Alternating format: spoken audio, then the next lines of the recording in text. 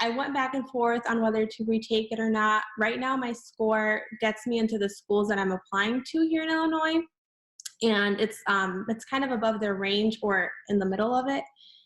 So I think I'm doing pretty good. I was going to take the January exam, so I kind of needed guidance with retaking, like with restudying.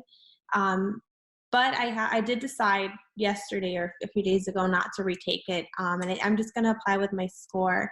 The reason why I wanted to retake it was more so for scholarships, because I know that the higher your score, the more opportunity you have to either get a full ride or get as much of that cost covered. So, I mean, I don't know. I could always take a gap year if I decide to. I am graduating early from college, so if I take a gap year, I still finish within the same time I would have finished had I graduated normally from college. So I just wanted to hear your insight and what you would suggest for me with students retaking the LSAT and everything like that. Yeah, sure. So with regard to retaking, there really isn't much downside, assuming you haven't taken the LSAT several times already. Because law schools, they don't average multiple scores. They only take the highest. And so let's say that you deserved to get a 160, let's say.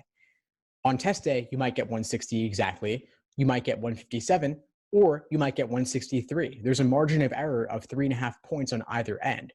And so if you do better than the score you deserved, that's great. You get to apply with a higher score. And if you do worse on a retake, no big deal, because law schools don't average multiple scores. And so if you're planning to take a gap year and there's a longer timeline before you apply, then you could retake in January, or you could retake in the spring or the summer if you want to. And obviously, I know that you don't want to extend your LSAT involvement for that long. Most likely, you want to be done with this and move on with your life. So maybe you want to shoot for the test date in February or March, if you'll have the time to give it as much as you can. Mm-hmm. And then obviously with a little bit more studying and a little bit more improvement in your understanding, you may even do better than that 3-point margin on either end. Thanks for tuning into the show. Please subscribe if you haven't done so already to be notified of new episodes as I release them. And feel free to reach out if you need anything at all as you move forward with your prep.